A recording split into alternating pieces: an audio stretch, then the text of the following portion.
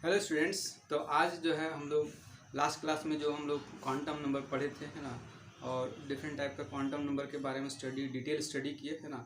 उसका आज हम लोग समरी देखेंगे, है ना, कि क्वांटम नंबर, डिफरेंट टाइप का क्वांटम नंबर है, उनका क्या क्या जो है, उन क्वांटम नंबर का क्या क्या यूजेज है ना, क्या एक्सप्लेन करता है, उसके बारे में देखेंगे। ठीक है।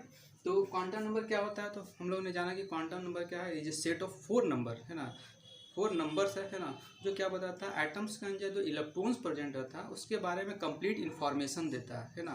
तो इसको हम लोग जो है 4 पार्ट में क्लासीफाई किए, है ना। पहला होता है क्या, प्रिंसिपल क्वांटम नंबर, दूसरा है क्या, azimuthal quantum number, magnetic quantum number, spin quantum number. ठीक है। तो जो प्रिंसिपल क्वांटम नंबर होता है वो क्या बताता है, हमको सेल के बारे में इंफॉर्मेशन देता है ना, सेल के बारे में इंफॉर्मेशन देता है। ठीक। एजीमुथल क्वांटम नंबर क्या है, तो ये सबसेल के बारे में इंफॉर्मेशन देता है। ठीक।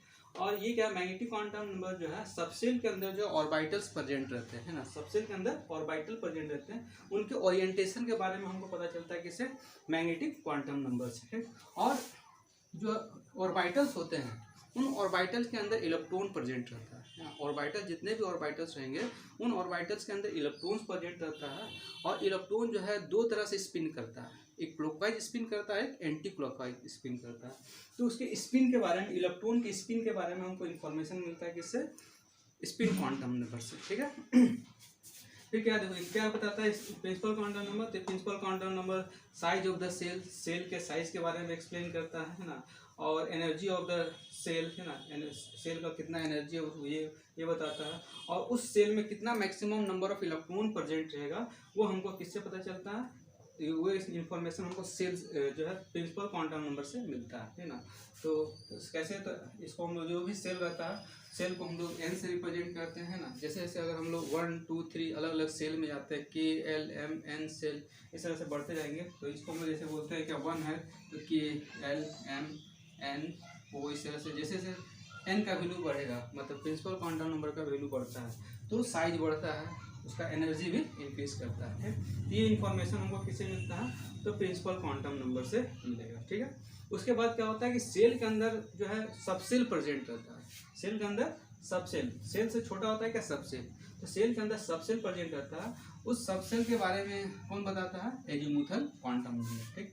तो ये हमको इसका जो भी वैल्यू होता है किस पे डिपेंड करता है, प्रिंसिपल क्वांटम नंबर के वैल्यू पे डिपेंड करता है। और हम लोगों ने पढ़ा था कि इसका वैल्यू होता है क्या, इसको जब भी निकालना है तो इसका फॉर्मूला 0 to n-1, इस फॉर्मूला से हम लोग क्या निकालते हैं, एजीमुथल क्वांटम नंबर का जो भी वैल्यू है वो n के वैल्यू पे डिपेंड कर रहा है। ठीक।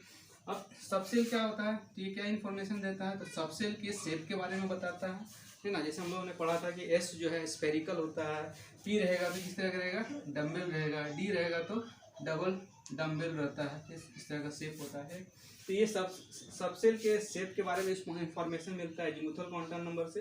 फिर किसी भी ऑर्बिटल्स में प्रेजेंट है, एस में है, पी में है, डी में है, तो वो क्या करता है, इलेक्ट्रॉन्स रिवॉल्व कर रहा है ना, उसका हम लोग एंगुलर मोमेंटम है सो निकाल सकते हैं डिफरेंट सबसेल का, है ना। जैसे पी ऑर्बिटल है तो पी ऑर्बिटल का हम लोग जो है इस फॉर्मूला से जो है इसका एंगुलर मोमेंटम निकालेंगे। ठीक है। उसी तरह से डी ऑर्बिटल है तो उसका भी हम लोग एंगुलर मोमेंटम निकालेंगे। और हम लोगों ने पढ़ा कि जो एल का वैल्यू है, अगर एस रहेगा तो 0 होता है ना, पी रहेगा तो 1 होगा, डी रहेगा तो 2 होगा, और एफ रहेगा तो 3 होता है ना। तो इन वैल्यू को पुट करके उसका हम क्या कर सकते हैं, 1 पुट करेंगे तो इसका एंगुलर मोमेंटम पी ऑर्बिटल्स का निकलेगा, है ना। 2 पुट करेंगे तो एंगुलर मोमेंटम जो है थर्ड डी ऑर्बिटल्स का निकलेगा, है ना। और 3 पुट करेंगे तो एंगुलर मोमेंटम एफ ऑर्बिटल का निकलता है। ठीक। अब उसके बाद क्या होता है, तो सबसेल के बारे में इंफॉर्मेशन मिलता है किससे, तो एजीमुथल क्वांटम नंबर से। तो क्या बताता है, तो सबसेल के शेप के बारे में एक्सप्लेन करेगा, सबसेल के एनर्जी के बारे में बताता है, और उसका एंगुलर मोमेंटम जो है डिफरेंट सबसेल का कितना होगा वो हम लोग निकालते हैं किससे, एजीमुथल क्वांटम नंबर से। ठीक है। अब उसके बाद होता है क्या, सबसेल के बाद आता है क्या, ऑर्बिटल्स होता है। सबसेल के अंदर पाया जाता है क्या, ऑर्बिटल्स। ठीक। सेल के अंदर क्या पाया जाता है, सबसेल, और सबसेल के अंदर क्या पाया जाता है, ऑर्बिटल्स। ठीक। और ऑर्बिटल के जो भी प्रेजेंट रहेगा, है ना, तो उस ऑर्बिटल्स का जो है ओरिएंटेशन जो है हम लोग को पता चलता है किससे, मैग्नेटिक क्वांटम नंबर से। ओरिएंटेशन का मतलब क्या होता है कि जैसे मान लें कि हम लोग ने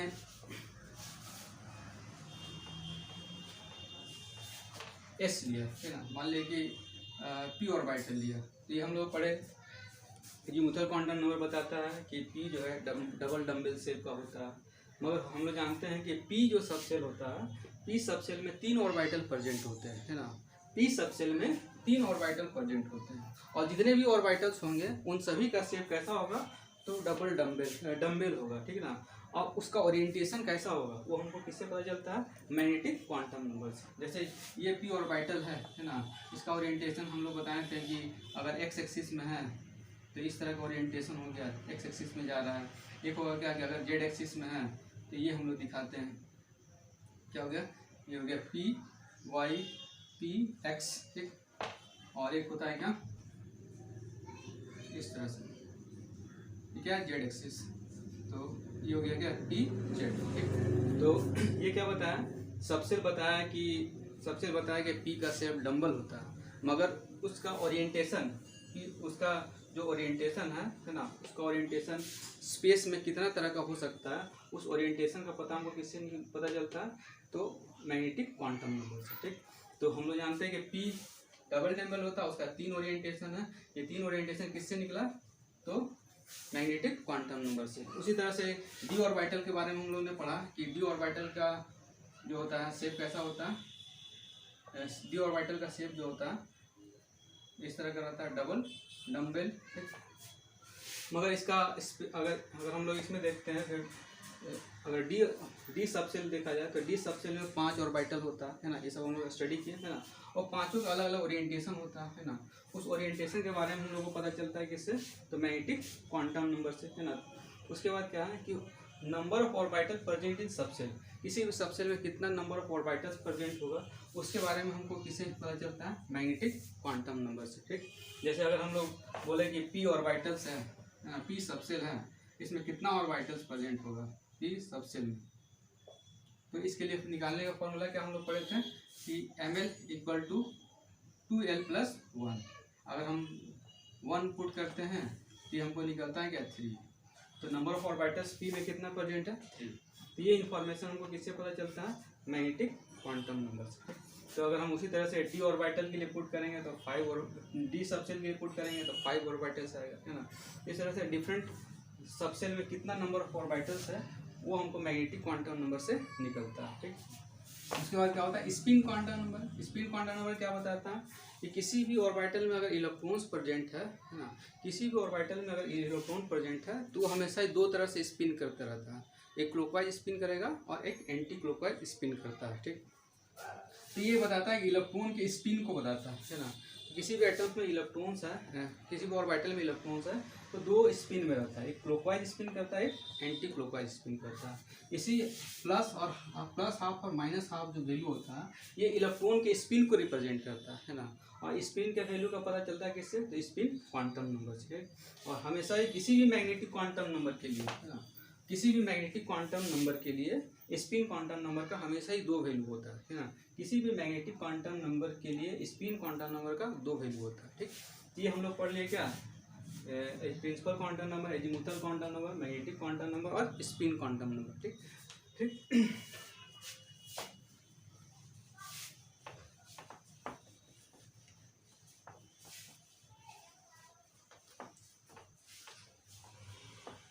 अब एग्जांपल लेके देखते हैं ना।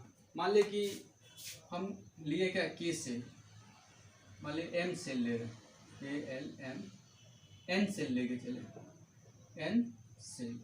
एन सेल का मतलब क्या हो गया, एन का वैल्यू, एन सेल के लिए हम लोग पढ़े कि एन का वैल्यू कितना होता है, KLMN, मतलब एन का वैल्यू हो जाएगा क्या, 4, है ना।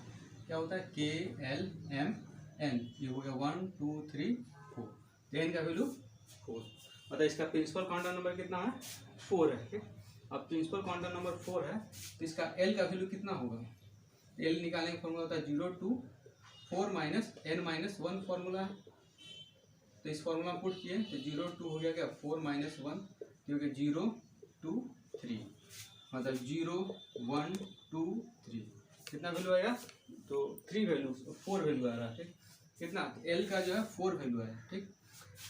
अब ये जो एल का 4 वैल्यू आ रहा है ना, इसमें हम लोग दिखा सकते हैं कि जब n = 4 था तो हम क्या देखें कि एल का जो है हमको 4 वैल्यू निकल रहा है, ठीक ना। L इक्वल टू 0 आया, L इक्वल टू 1 आ रहा, L इक्वल टू क्या है 2 आया, L इक्वल टू 3 आया, ठीक। अब L इक्वल टू जब 0 था तो उसके लिए हम लोग पढ़े हैं कि ml का जो है एक 0 वैल्यू होता है, जब भी 0 रहेगा तो ml का वैल्यू भी 0 हो जाता है, ठीक। और अगर L का वैल्यू 1 है तो ml का वैल्यू हो जाता है कितना, प्लस +1 0 -1, ठीक। और उसी तरह से इसके लिए ml का वैल्यू 2 है, इसके लिए वैल्यू आएगा क्या, +2 +1 0 -1 -2। और इसके लिए ml का वैल्यू क्या हो जाएगा, +3 +2 +1 0 -1 -2 -3, ठीक है। अब इसके बाद क्या है, हम लोग निकालते हैं कि ms, या ms बोलेंगे या फिर सिर्फ बोला जाता है s।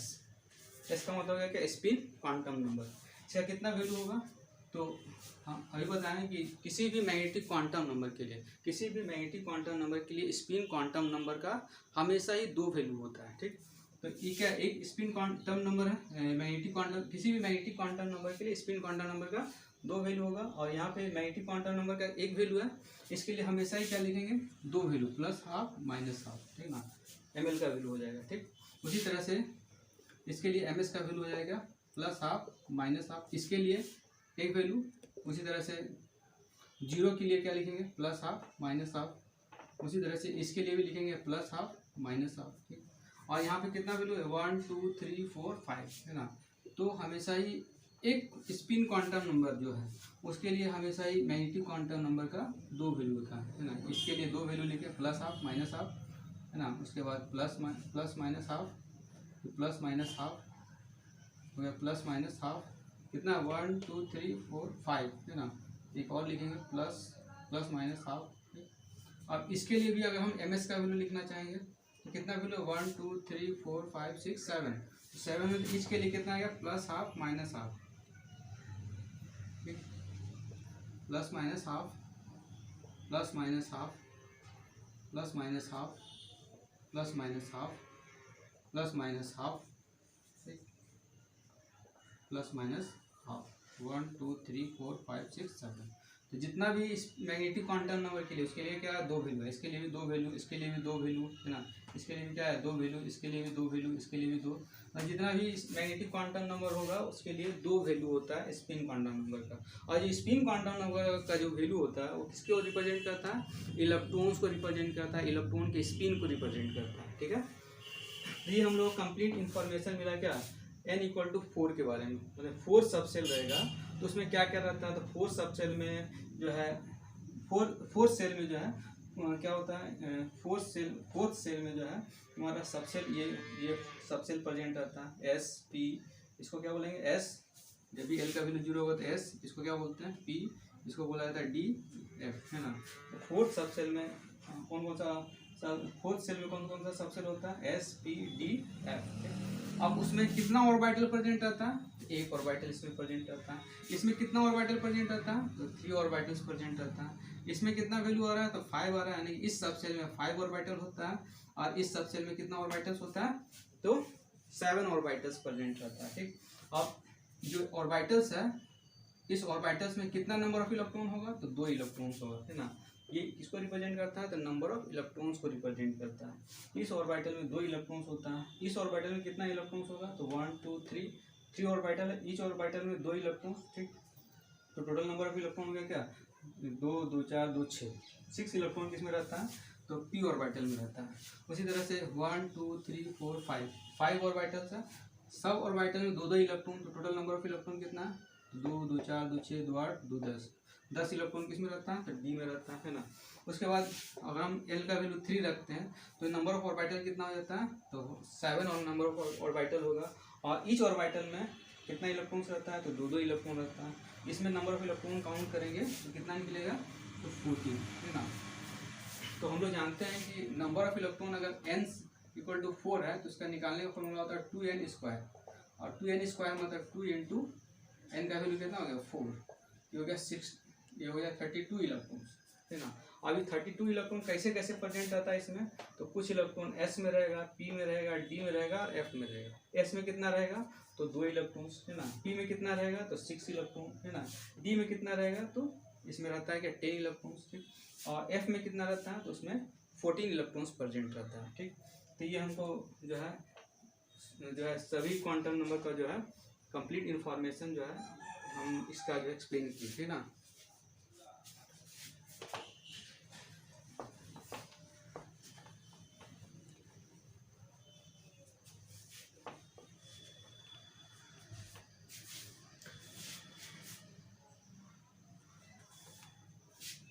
अब जैसे क्वेश्चन है कि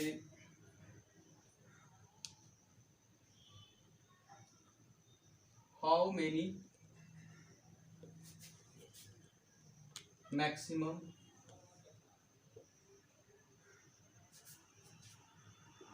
number of electrons are present in G subshell. G subshell में कितना maximum number of electrons present होगा, ठीक। तो G कहने का मतलब क्या होगा कि हम लोग जानते हैं कि S P D F, इसके लिए 0 होता है, 1 होता है, 2 होता है, 3 होता है, उसके बाद F के बाद क्या आता है G। इसके लिए L का वैल्यू कितना होता है, L का वैल्यू होता है 4, ठीक। हमको बताना है G सबसेल में कितना maximum number of electrons present होगा। तो G है 4, G सबसेल अगर हम लेते हैं इसके लिए L का वैल्यू हो जाता है 4। अब L का वैल्यू 4 है तो ML का जो वैल्यू होता है 2L प्लस 1, ये हो गया 2 इंटू 4 प्लस 1 तो कितना है 9। अब ML का वैल्यू अगर हम निकालेंगे कितना है तो 4 है, कहाँ से स्टार्ट करेंगे +4 +2 +3 +2 +1 0 -1 -2 -3 -4, ठीक। अब इसके लिए MS का वैल्यू कितना हो जाएगा, MS या फिर S स्पिन क्वांटम नंबर, इसके लिए 2 वैल्यू होगा, इसके लिए भी 2 वैल्यू होगा, इसके लिए भी 2 वैल्यू, इसके लिए भी 2 वैल्यू, इसके लिए भी 2 वैल्यू, इसके लिए भी क्या होगा 2 वैल्यू, इसके लिए भी 2 वैल्यू, इसके लिए भी 2 वैल्यू और इसके लिए भी 2 वैल्यू।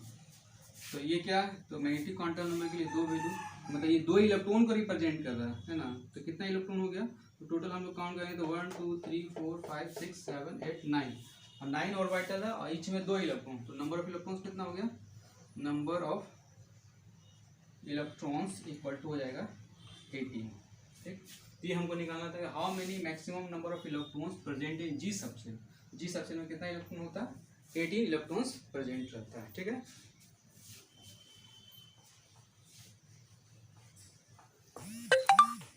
अब इसी तरह से अगर हमको पूछा जाए कि डी सबसेल में कितना इलेक्ट्रॉन्स प्रेजेंट है, डी सबसेल में कैसे एक्सप्लेन करें, क्वांटम नंबर के हेल्प से एक्सप्लेन करना है कितना डी में कितना नंबर ऑफ इलेक्ट्रॉन रह सकता है। हम लोग डी जब भी लेंगे तो डी के लिए एल का वैल्यू कितना होता है 2 होता है, तो एम एल का वैल्यू कितना हो जाएगा तो एम एल का 2L + 1, 2 इंटू 2 + 1 कितना हो गया 5। तो इसके लिए एम एल का वैल्यू हो जाएगा +2 + 1 0 -1 -2 कितना 5 वैल्यू आया है ना। और इसके लिए एम एस का वैल्यू कितना हो जाएगा, इसके लिए +½ इसके लिए +½ इसके लिए +½ ±½ हो गया +-½ तो कितना हो गया तो 2 2 4 2 6 2 8 2 10। तो नंबर ऑफ इलेक्ट्रॉन्स कितना होगा, number of electron in d subshell equal to हो जाएगा कितना तो 10, ठीक। तो इस तरह से हम लोग जितना भी ऑर्बिटल है उसमें मैक्सिमम कितना नंबर ऑफ इलेक्ट्रॉन्स प्रेजेंट रहता है उसको हम लोग जो है मैग्नेटिक क्वांटम नंबर के हेल्प से निकालते हैं, ठीक है। तो अगर हम लोग समरी देखें तो अगर L = 0 है, L = 1 है, L = 2 है, L = 3 है, तो इसके लिए जो है अगर नंबर ऑफ इलेक्ट्रॉन इसको किससे दिखाते हैं S से, इसको दिखाते हैं P से, इसको D से, इसको F से। इसमें मैक्सिमम नंबर ऑफ इलेक्ट्रॉन कितना रहता है, मैक्सिमम नंबर ऑफ, अब इसे इसके लिए हम निकालना चाहें तो अभी निकाले थे हम लोग, कितना निकाला था, maximum number of electron, maximum number of electron, ये निकलेगा 2, इसमें मैक्सिमम 2 नंबर 2 इलेक्ट्रॉन रहता है, इसमें कितना रह सकता है 6, इसमें अभी निकाले कितना निकला 10, इसमें निकालेंगे तो हमको निकलेगा कितना 14, है ना। जैसे हम पी का निकाल रहे हैं तो पी के लिए क्या होगा, पी के लिए एल का वैल्यू हो गया तुम्हारा 1, और एल का वैल्यू जब 1 होगा तो एम एल का वैल्यू हो जाएगा कितना -1 + 1 0 -1, और एम एस का वैल्यू हो जाएगा +½ -½ इसके लिए +½ -½ इसके लिए +½ -½ तो कितना हो गया 2 2 4 2 6, तो नंबर ऑफ इलेक्ट्रॉन कितना होगा 6, ठीक। तो इस पी ऑर्बिटल में maximum number of electron 6 possible है ना। उसी तरह से अगर हम एस के लिए निकालेंगे तो एस के लिए एल का वैल्यू हो जाता है 0 और एम एल का भी वैल्यू हो जाता है क्या 0, तो एक ही वैल्यू है, एक ही एम एल का एक ही वैल्यू आ रहा है, तो एम एस का भी वैल्यू क्या हुआ है, एक वैल्यू के लिए इसका 2 वैल्यू आता है, और 2 वैल्यू किसको रिप्रेजेंट करता है, नंबर ऑफ इलेक्ट्रॉन्स को, है ना। इसमें total maximum number of electron 2 possible है, इसमें कितना है 6, इसमें 10 और इसमें 14 होता है, ठीक है।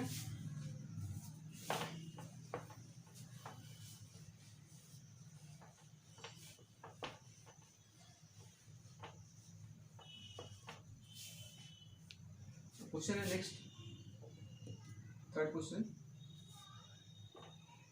List the quantum number ml and l बताना है, ml एंड l बताना है ऑफ इलेक्ट्रॉन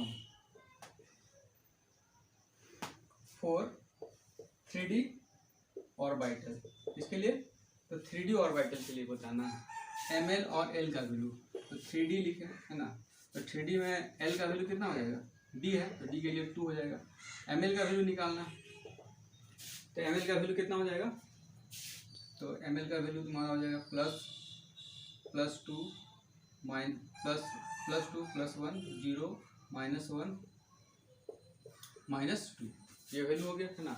अगर हमको एम एस पूछता है तो एम एस कितना हो जाएगा, इसके लिए +½ -½ +−½ +−½ +−½ ठीक है।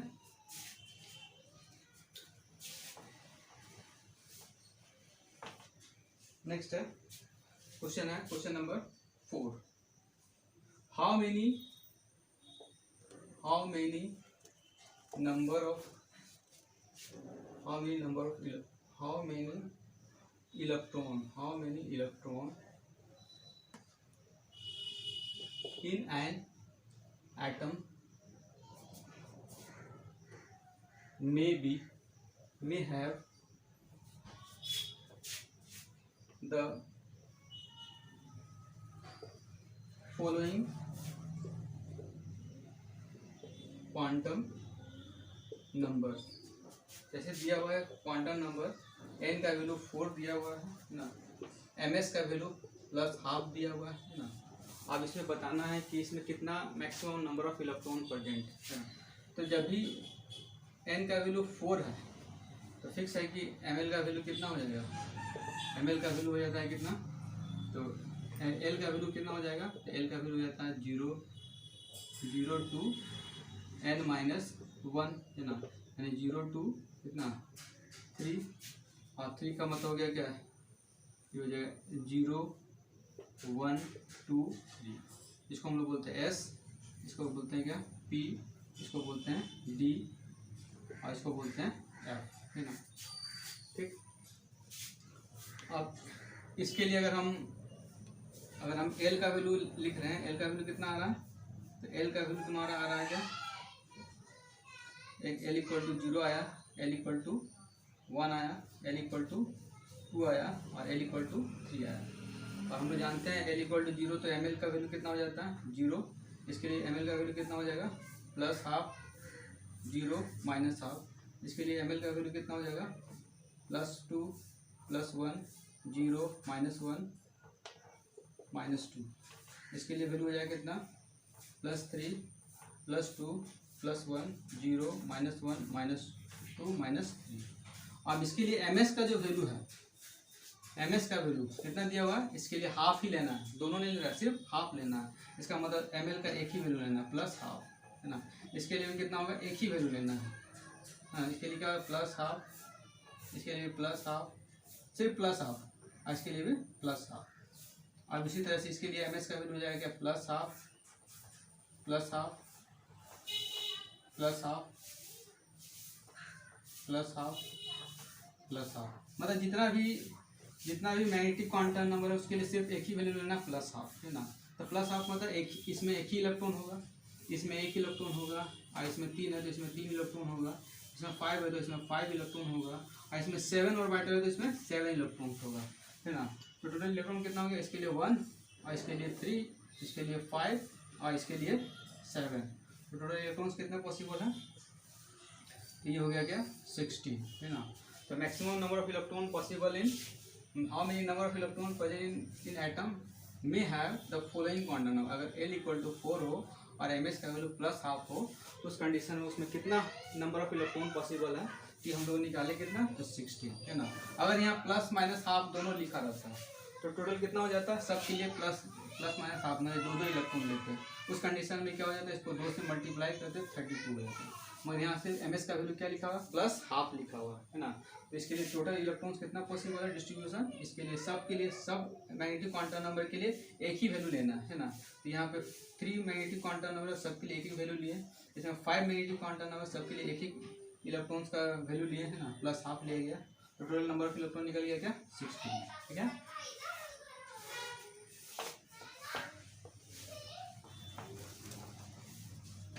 इसी तरह नेक्स्ट क्वेश्चन है कि इसमें दिया हुआ है कि n का वैल्यू तुम्हारा 3 है और l का वैल्यू 0 है, तो बताना है कि इसमें कितना नंबर ऑफ इलेक्ट्रॉन्स होगा। तो n का वैल्यू 3, l का वैल्यू 0 का मतलब होता है s, है ना। ठीक, तो n = 3 और l = 0, l = 0 तो ml का वैल्यू कितना हो जाएगा, 0 के लिए 0 ही होता है, और ms का वैल्यू कितना हो जाएगा, तो प्लस माइनस हाफ, है ना। इसका मतलब अगर l = 0 है तो ml का सिर्फ एक ही वैल्यू होता है, और उस एक वैल्यू के लिए कितना इलेक्ट्रॉन पॉसिबल है, तो 2 इलेक्ट्रॉन पॉसिबल है ना। इसमें कितना इलेक्ट्रॉन होगा, तो सिर्फ 2 ही इलेक्ट्रॉन रहेगा, ठीक। उसी तो इसका आंसर हो जाएगा क्या, नंबर ऑफ इलेक्ट्रॉन्स = 2 पॉसिबल, ठीक है।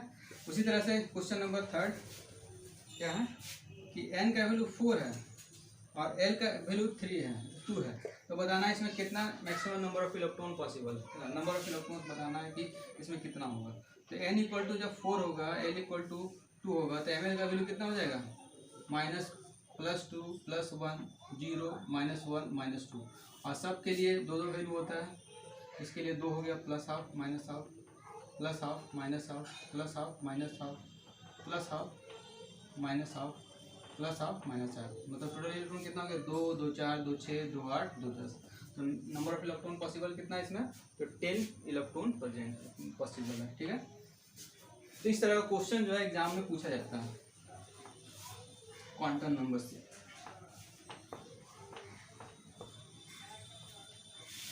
नेक्स्ट क्वेश्चन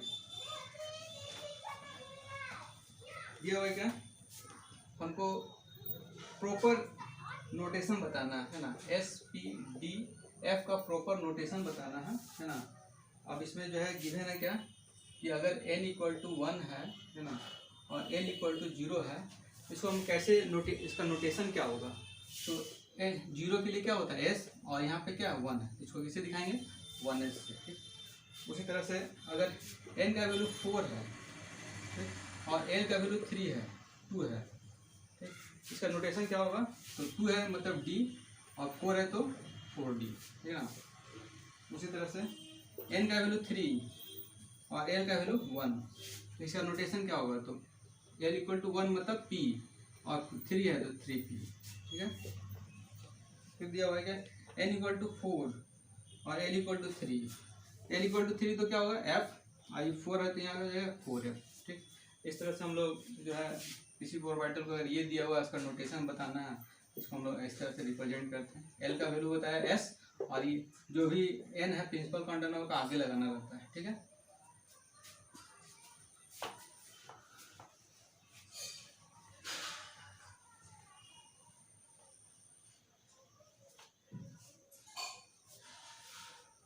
नेक्स्ट क्वेश्चन है क्या, how many number of electrons present in M shell. M shell में कितना नंबर ऑफ इलेक्ट्रॉन्स प्रेजेंट है ना।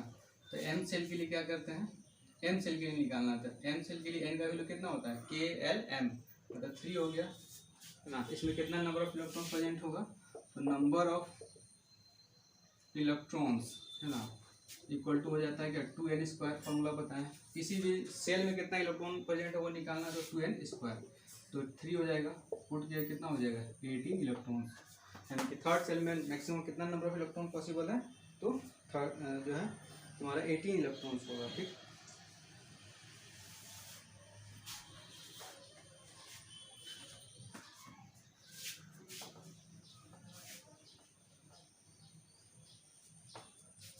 नेक्स्ट है इसी से क्वांटम नंबर से related question, which of the following do and which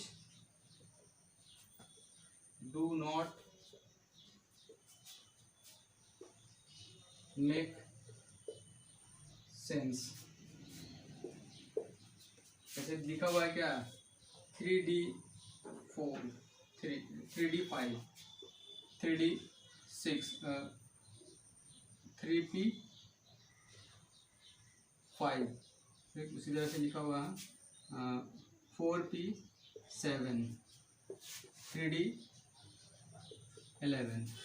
इसमें से बताना है which of the following do and, हो सकता है इसमें से कौन पॉसिबल है और कौन पॉसिबल नहीं है, वो एक्सप्लेन करना है। तो अगर हम लोग यहाँ देखें तो ये क्या है, L इक्वल टू डी के लिए क्या होता है 2, तो ML इक्वल टू क्या हो गया, ML का वैल्यू हो जाता है क्या प्लस, इसका वैल्यू होता है +2 +1 0 -1 -2, और MS का वैल्यू इस सब के लिए क्या होगा, तो सब के लिए +½ -½ +−½ +−½ टोटल कितना इलेक्ट्रॉन यहाँ मैक्सिमम पॉसिबल है, तो मैक्सिमम यहाँ 10 इलेक्ट्रॉन रह सकता है, और इसमें है क्या 5 इलेक्ट्रॉन। इसका मतलब ये तो हो सकता है डी में 5 रह सकता है ना, मगर 10 से ज़्यादा नहीं रह सकता है ना। ये बता रहा है क्या कि इसमें जितना भी इलेक्ट्रॉन होगा वो 10 रहेगा है ना, 10 से ज़्यादा इलेक्ट्रॉन्स पॉसिबल नहीं है। और यहाँ पे क्या 5 है, इसका मतलब ये पॉसिबल है ना। मगर इसको अगर हम लोग देखते हैं, इसमें क्या L का वैल्यू कितना आ रहा है, तो 1, और इसके लिए ML का वैल्यू कितना हो जाएगा +½ 0 -½ है ना।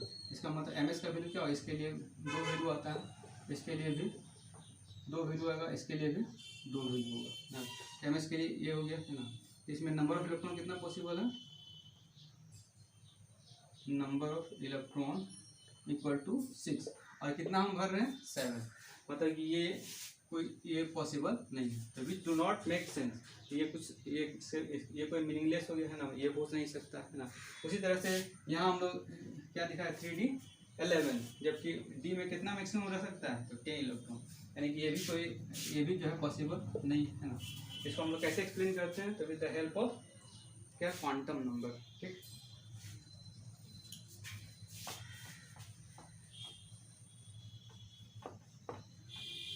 जैसे क्वेश्चन आ जाए कि 1s3 इज नॉट पॉसिबल,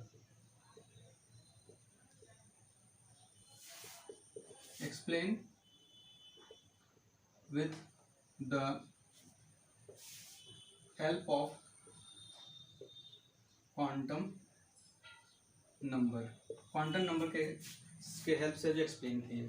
तो यहाँ पे अगर हम देख रहे हैं 1s3 लिख रहे हैं, मतलब यहाँ पे L का वैल्यू कितना है 0 है, S के लिए 0 होता है, और ML का वैल्यू कितना होता है, तो इसके लिए 0 है तो 0 ही आता है, और MS का वैल्यू इसके लिए हमेशा 2 वैल्यू आता है ना। स्पिन क्वांटम में किसी भी मैग्नेटिक क्वांटम के लिए 2 वैल्यू होगा, तो इसके लिए ये 2 वैल्यू है, मतलब कि इस s ऑर्बिटल में कैसे कितना इलेक्ट्रॉन रह सकता है 2, और यहाँ हम कितना दिखा रहे हैं 3 इलेक्ट्रॉन दिखा रहे हैं, है ना।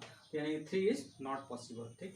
तो ये हो गया क्या कि इसको हमने एक्सप्लेन किया, है ना। 1 is नॉट पॉसिबल क्योंकि l का वैल्यू 0 है, तो ml का वैल्यू 0 होगा, तो ms का वैल्यू 2 आ रहा है, मतलब मैक्सिमम कितना पॉसिबिलिटी है 2, मैक्सिमम 2 रह सकता है ना। मिनिमम कुछ भी रहेगा मगर मैक्सिमम 2 रह सकता है, और 2 से ज़्यादा इलेक्ट्रॉन इस ऑर्बिटल में पॉसिबल नहीं है, ठीक है।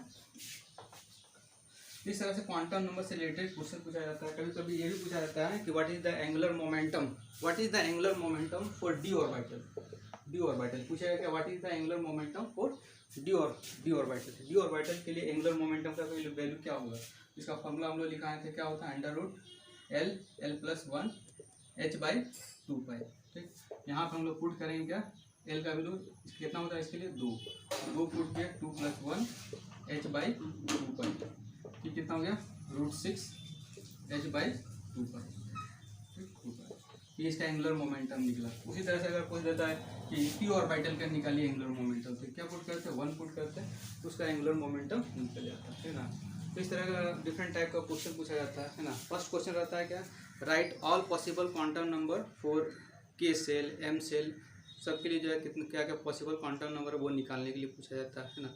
उसके बाद जो है ये डिफरेंट टाइप का जो है क्वेश्चन आता है, ठीक है। तो आज के लिए इतना ही।